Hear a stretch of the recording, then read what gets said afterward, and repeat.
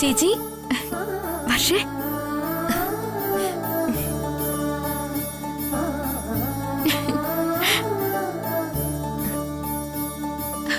അല്ല നീ ഇതെപ്പോ വന്നു? അതൊക്കെ സസ്പെൻസ്. ഞാനിവിടെ എല്ലാരോടും പറഞ്ഞു എന്റെ വരവ് വന്ദനേച്ചി അറിയരുതെന്ന്. നാളെ എന്റെ എക്സാമാ. അപ്പോ ഇവിടെ വന്ന് ചേച്ചിയുടെ അടുത്തിരുന്ന് പഠിച്ചാലേ എനിക്കൊരു ഇത് കിട്ടും. അതെന്തായാലും നന്നായി.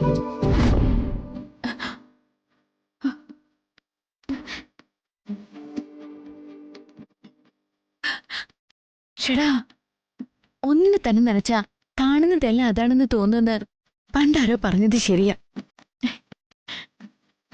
മനസ്സ് മുഴുവൻ വർഷയുടെ ഓർമ്മകളാ. വർഷ ഇപ്പോ പഠിക്കായിരിക്കും എന്തോ. ഒന്ന് വിളിച്ചു നോക്കാം.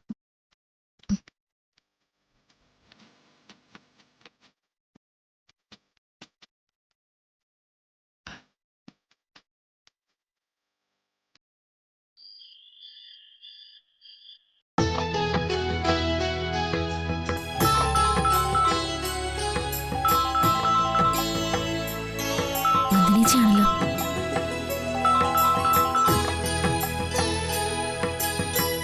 ഹലോ ചേച്ചി. മോളെ, ഒന്നുമില്ല, ചേച്ചി വെറുതെ വിളിച്ചതാ. മോളെ, നീ ഇവിടെ എന്തെടുക്കാ? ഞാൻ പഠിച്ചോണ്ടിരിക്കായിരുന്നു ചേച്ചി. എനിക്ക് പഠിക്കാനൊന്നും സാധിച്ചില്ല. ആ സ്ഥാനത്ത് മോള് നന്നായി പഠിച്ച് നല്ല മക്കളുടെ പരീക്ഷ പാസ്സാവണം. എന്നിട്ട് നല്ലൊരു ജോലി നേടി അച്ഛനും അമ്മയ്ക്കും ഒരു സഹായവും അഭിമാനമൊക്കെ ആവണം. വന്ദനയാണ് ഫോണിൽ. തീർച്ചയായും ചേച്ചി. ചേച്ചിയുടെ ആഗ്രഹം ഞാൻ നേടി തന്നിരിക്കും.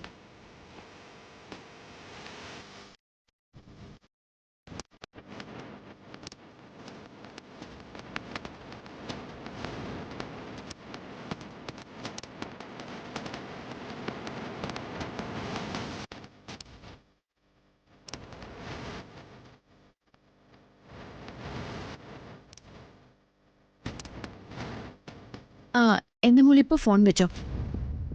വെറുതെ സംസാരിച്ച് സമയം കളയുന്ന സമയത്ത് 2 ലെസൺ കൂടി പഠിക്കാം. ശരി ചേച്ചി.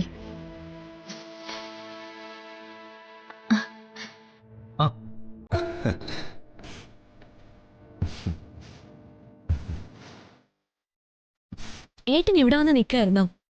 ശല്യപ്പെടുത്തണമെന്ന് കരുതി. നമുക്ക് ആഹാരം കഴിക്കാം.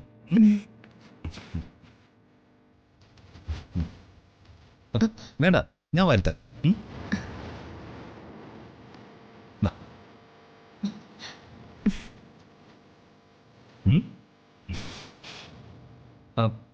ആരാ വർഷ ഫോണിൽ സംസാരിച്ചത്? വന്ദനേച്ചിയാ.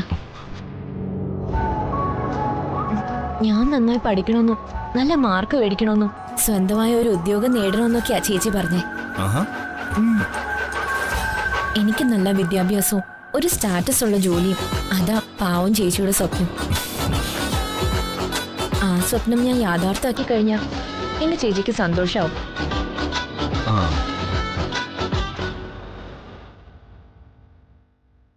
എന്നാലേ നീ ഇത്തവണ പരീക്ഷ എഴുതുന്നില്ല. എന്റെ കണ്ണിലെ കരടായ നിന്റെ വന്ദന ചേച്ചി അങ്ങനെ ഇപ്പൊ ആനന്ദിക്കണ്ട. ഏട്ടൻ എന്താ ആലോചിക്കുന്നേ? അല്ല, നിന്റെ വന്ദന ചേച്ചിക്ക് നിന്നോടുള്ള സ്നേഹത്തിന്റെ ഡെപ്തിനെ കുറിച്ച് ആലോചിച്ചതാ.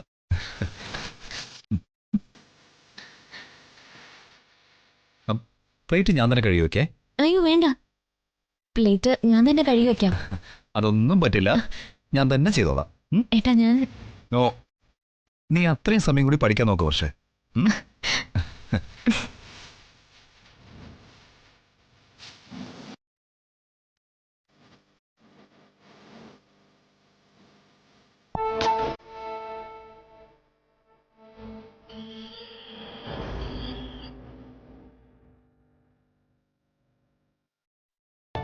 വെള്ളം കുടിക്കേ.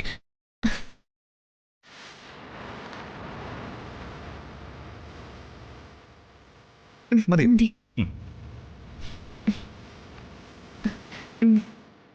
പഠിച്ചോ പഠിച്ചോ.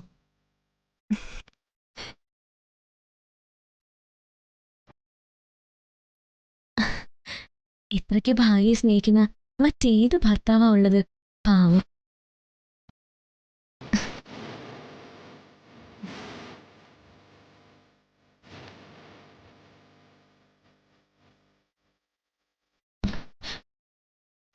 ഏട്ടൻ പോയി കിടന്നു. ഏയ്, നിനക്ക് കൂട്ടുവേണ്ടേ വർഷേ? നിന്റെ പഠിത്തം തീരുന്നതുവരെ ഞാനിവിടെ ഇരിക്കും. പഠിക്കുക, സമയം കളയണ്ട.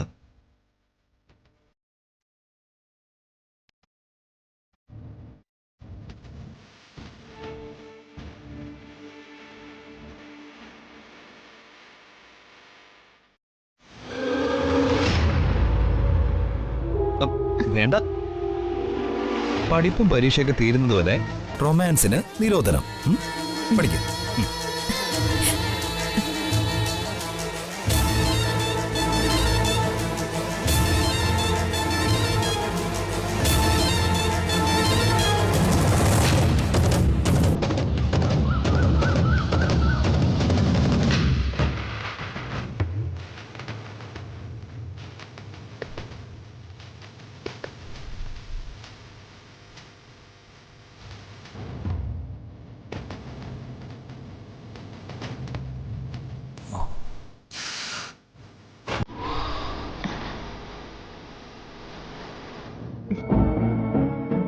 ഏട്ടാ, ഞാൻ എക്സാമിന് പോയിട്ട് വരാം.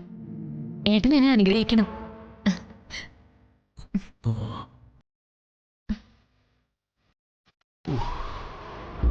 എന്താ ഏട്ടാ, എന്തു പറ്റി? നല്ല തലവേദനയുണ്ട്. എന്താ പെട്ടെന്ന് ഇങ്ങനെ? അത് ഉറക്കമുളച്ചിട്ടാ. പിന്നെ ബിസിനസിന്റെ ടെൻഷൻ. മൈഗ്രൈൻ ഉണ്ട് എനിക്ക്. ഏട്ടന്റെ ഈ അവസ്ഥ കണ്ടിട്ട് ഞാൻ എങ്ങനെ എക്സാമിന് പോവും? അത് കഴിയില്ല എനിക്ക്. അയ്യോ വർഷേ, നീ ഇതൊന്നും കാര്യാക്കണ്ട. നീ പോയി എക്സാം എഴുതാൻ നോക്ക്. വെറുതെ ഭാവി കൊള്ളാക്കരുത്. പൊക്കോ, ചെല്ല്. ഇല്ല, ഏട്ടൻ ഇങ്ങനെ വേദന കൊണ്ട് പൊളയുന്നത് കണ്ടോണ്ട് പോയി എക്സാം എഴുതാൻ എനിക്ക് പറ്റില്ല. പക്ഷേ നീ ഞാൻ പറയുന്നത് കേക്ക്. അനാഥനായി വളർന്നതുകൊണ്ട് ഈ ഒറ്റപ്പെടലൊക്കെ എനിക്ക് ശീലം. ഞാൻ എന്തെങ്കിലും മരുന്ന് കഴിച്ച് മാറ്റിക്കോളാം. നീ വേഗം പോവാൻ നോക്ക്. ഇല്ല, ഏട്ടന്റെ ആരോഗ്യത്തെക്കാൾ വലുതല്ല എനിക്കൊരു എക്സാമും. കാസിം, ആ മാഡം. കാസിം, എന്നാ മാഡം? വേഗം വണ്ടി ഇറക്ക്. ഏട്ടനെ ഉടനെ ഹോസ്പിറ്റലിൽ കൊണ്ടുപോകണം. എന്ത് പറ്റി മാഡം? വല്ലാത്ത തലവേദന. ശരി മാഡം, ഞാൻ പെട്ടെന്ന് വണ്ടി എടുക്കാം. ഓ,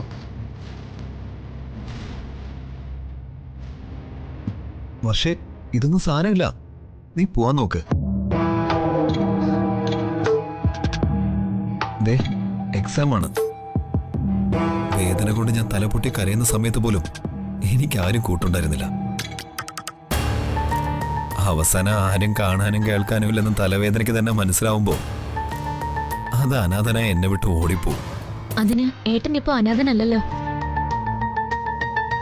ഞാനില്ലേ കൂടെ.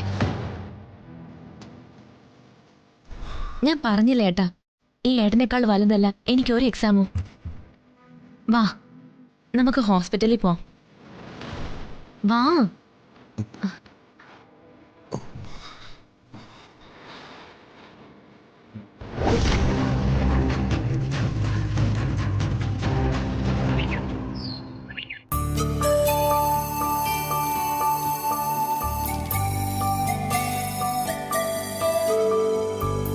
അച്ഛാ, ദാ ചായ.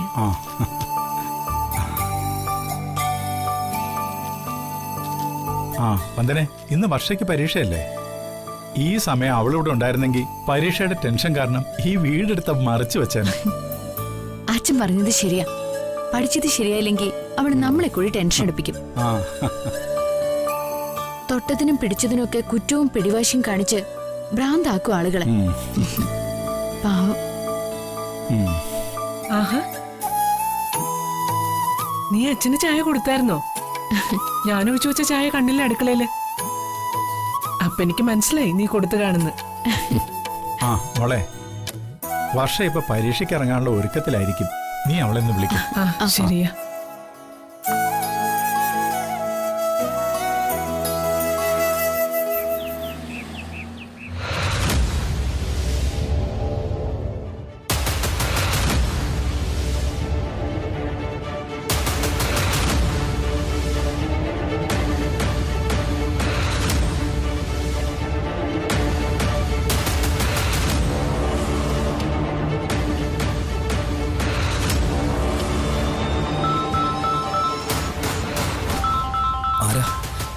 ചേച്ചിയാ. ഹലോ ചേച്ചി. മോളെ പരീക്ഷയ്ക്ക് പോകാൻ റെഡിയായോ? എല്ലാം പഠിച്ചു മോളെ? ഇല്ല ചേച്ചി, ഇന്ന് പരീക്ഷയ്ക്ക് പോകാൻ പറ്റില്ല. ഞങ്ങളിപ്പോ ഹോസ്പിറ്റലിലാ. ഹോസ്പിറ്റലിലോ? എന്തു പറ്റി മോളെ? ഏട്ടന് മൈഗ്രെയിൻ കൂടി സഹിക്കാനാവാത്ത തലവേദന. ഡോക്ടർ ഹോസ്പിറ്റലിൽ അഡ്മിറ്റ് ചെയ്തിരിക്കുക. അയ്യോ, ചേച്ചി കേൾക്കുന്നില്ലേ ഏട്ടന്റെ വേദന കൊണ്ടുള്ള കരച്ചില്? ഇതും കണ്ടോണ്ട് ഞാൻ എങ്ങനെ പരീക്ഷയ്ക്ക് പോകും ചേച്ചി?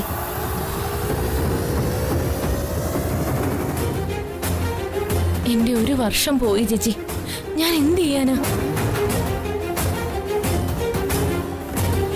ഇന്നലെ ഉറക്കം പോലും ഇല്ലാതെ രാത്രി മുഴുവനും ഇരുന്ന് പഠിച്ചതാ. എല്ലാത്തിനും ഒരു യോഗം വേണ്ടേ ചേച്ചി? ചേച്ചി ഫോൺ വെച്ചേക്ക്, ദേ ഡോക്ടർ വരുന്നുണ്ട്.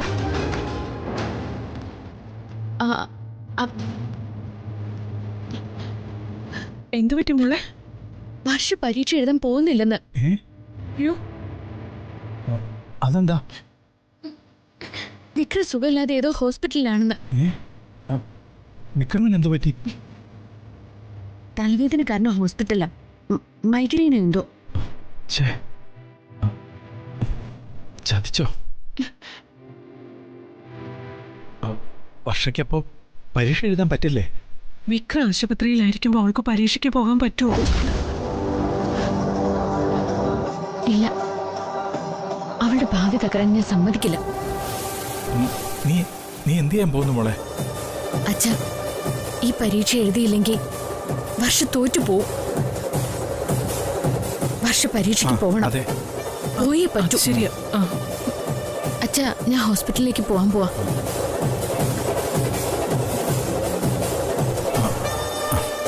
വിക്രമിനൊരു ആപത്ത് വരുമ്പോ നമ്മൾ തിരിഞ്ഞു നോക്കാതിരിക്കുന്നത് ശരിയല്ല.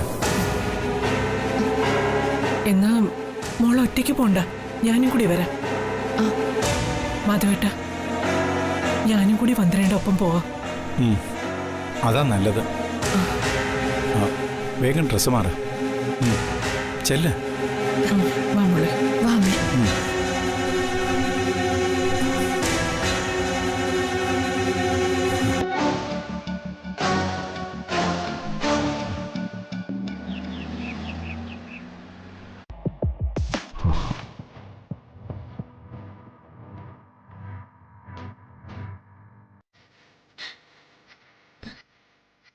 ഇപ്പൊ എങ്ങനെയുണ്ട്? വർഷേ, ഞാൻ കാരണം നിന്റെ വിലപ്പെട്ട അവസരമല്ലേ പാഴാക്കുന്നത്. അത് ഓർക്കുമ്പോ തലവേദനക്കാൾ സഹിക്കാനാത്ത വേദന എന്റെ മനസ്സിന്. അതൊന്നും ഓർത്ത് വിഷമിക്കരുത്. ഏട്ടന്റെ ഭാര്യയാ ഞാൻ. ഏട്ടന് വേണ്ടി എന്റെ ഭാവിയല്ല, എന്റെ ജീവിതം തന്നെ ബലി കൊടുക്കാൻ ഞാൻ തയ്യാറാ.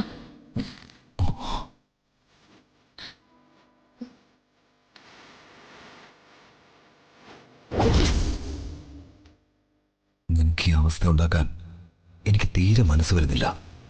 പക്ഷെ നിന്റെ വന്ദന ചേച്ചിയില്ലേ, അവളെ വേദനിപ്പിക്കാൻ വേണ്ടി ഞാൻ എന്തും ചെയ്യും. എന്തും. പക്ഷേ എനിക്കിപ്പോൾ അല്പം വേദന കുറവുണ്ട്. മാത്രമല്ല, എൻ്റെ കാര്യം നോക്കാൻ ഇവിടെ നഴ്സുമാരും ഉണ്ടല്ലോ. സമയം വൈകിട്ടില്ല. നീ പോയി എക്സാം എഴുതുമോളെ. ചെല്ല്. ഇല്ല, അങ്ങനെ എന്റെ ഭർത്താവിനെ നേഴ്സിന്റെ കാരുണ്യത്തിൽ ഉപേക്ഷിച്ചിട്ട് പോവാൻ എനിക്ക് മനസ്സ് വരുന്നില്ല. ഞാൻ എങ്ങും പോകുന്നില്ല.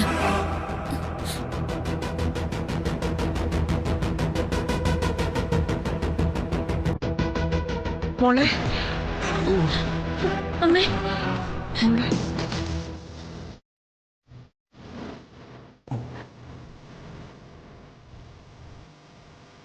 മോനെ, ചേച്ചി. മോളെ, മോനിപ്പോ എങ്ങനെയുണ്ട്? മോളെ, വിക്രമിന്റെ കാര്യങ്ങൾ ഞങ്ങൾ നോക്കിക്കോളാം. നീ പെട്ടെന്ന് പരീക്ഷയ്ക്ക് പോകാൻ നോക്കേ. അയ്യോ, മോളെ, വിക്രമിന്റെ കാര്യങ്ങൾ ഇവിടെ ഒരു കുറവും കൂടാതെ നോക്കാനല്ലേ അമ്മയും കൂടി വന്നത്. നോക്കി നിൽക്കാതെ മോള് പെട്ടെന്ന് തന്നെ കോളേജിലെത്താൻ നോക്ക്. വർഷേ, അമ്മ പറയുന്നത് നീ കേട്ടില്ലേ?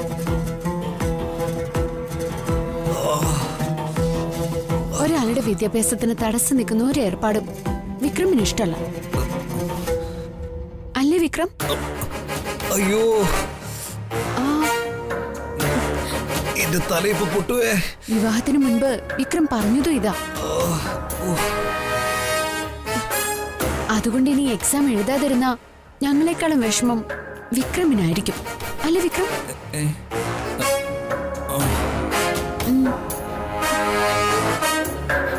പക്ഷേ ഇവിടെ ഞങ്ങളുണ്ട്. ഷടാ, ഇതെന്തീ പെണ്ണിന് പറഞ്ഞിട്ട് മനസ്സിലാവാത്തെ? ഒന്ന് പറഞ്ഞു കൊടുക്ക് വിക്രം. അമ്മയും ചേച്ചിയൊക്കെ എന്നോടുള്ളപ്പോ ഒന്നും പേടിക്കാനില്ല.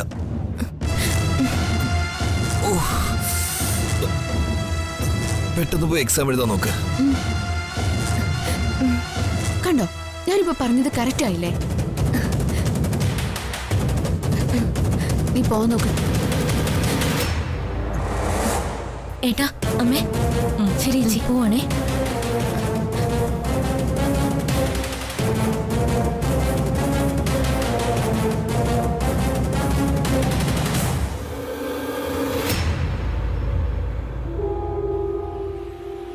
മോന്റെ ഈ തീരുമാനം എന്തുകൊണ്ടും നന്നായി. ഇപ്പൊ വേദന കുറവുണ്ടോ മോനെ? ഇപ്പോഴാ എനിക്ക് ശരിക്കും വേദന വന്നത്.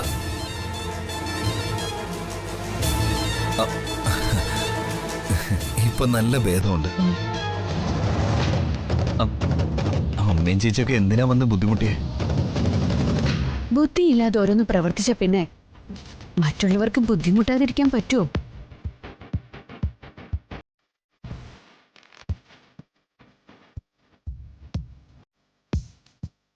അല്ല, താങ്ങാനാവാത്ത വേദന മൂലം വിക്രമിന്റെ ബുദ്ധി മരവിച്ചു പോയെന്നാ വർഷം ഞങ്ങളോട് പറഞ്ഞത്. അതുകൊണ്ടാണ് ഞങ്ങൾ വന്നത്.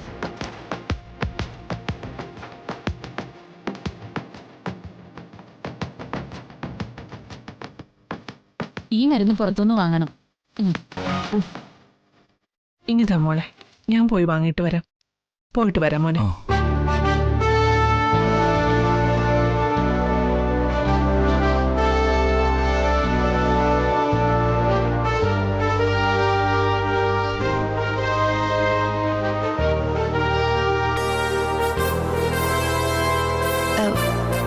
ചെന്നിക്കുത്തെന്നാണ് ഈ തലവേദനയ്ക്ക് പണ്ടുള്ള ആൾക്കാർ വിളിച്ചിരുന്ന പേര്. ഒരു ചെന്നിക്ക് കുത്തുവന്ന മറു ചെന്നിക്കിട്ട് ശക്തിയായി മർദ്ദിക്കുന്നതാണ് പരിഹാരമെന്ന് എന്റെ അച്ഛമ്മ പറഞ്ഞു കേട്ടിട്ടുണ്ട്. നമ്മൾ തമ്മിലുള്ള പോരാട്ടത്തിൽ ജയിക്കാൻ എന്റെ അനുജത്തിയെ നിങ്ങൾ ആയുധമാക്കുന്നു. അവളുടെ ജീവിതവും ഭാവിയും വെച്ചുള്ള വിക്രമിന്റെ എല്ലാ കളികളും ഞാൻ പൊളിച്ചടുക്കിയിരിക്കും. ഈ പോരാട്ടം നിന്റെ സർവനാശത്തിനാണെന്ന് മറക്കരുത്. അതിന്റെ പ്രത്യാഘാതം അനുഭവിക്കേണ്ടി വരുന്നത് നിനക്ക് വളരെ പ്രിയപ്പെട്ടവരും ആയിരിക്കും. അല്ല, ദിയമോള് സുഖമായിട്ടിരിക്കുന്നു?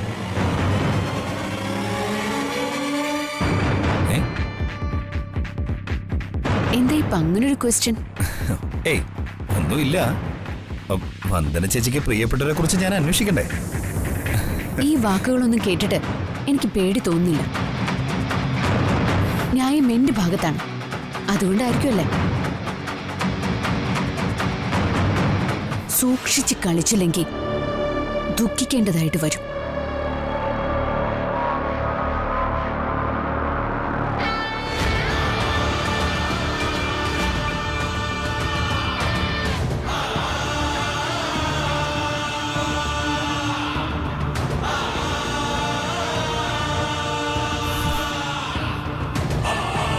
നാശം. എന്റെ പദ്ധതികൾ പൊളിക്കാൻ വേണ്ടി ഒരുമ്പിട്ട് ഇറങ്ങിയിരിക്കുക അവള്. ഒരു പീറപ്പെണ്ണ് വിചാരിച്ചാൽ ഈ വിക്രമിനെ ഒന്നും ചെയ്യാൻ പറ്റില്ലെന്ന് അവളെ മനസ്സിലാക്കിക്കണം. വന്ദനയുടെ സർവനാശം തുടങ്ങിക്കഴിഞ്ഞു.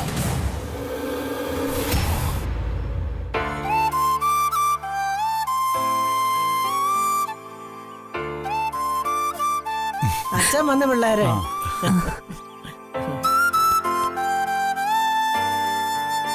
ഇന്നെന്താ മക്കളെ കമ്പനിയിൽ നിന്ന് നേരത്തെ വന്നേ? ആ പതുക്കെ.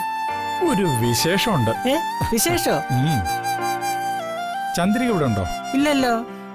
അവളും വന്ദനയും കൂടെ ആശുപത്രി പോയിട്ട് ഇതുവരെ വന്നില്ല. ആ, ചന്ദ്രയും കൂടി വരട്ടെ, എന്നിട്ട് വിശേഷം പറയാം.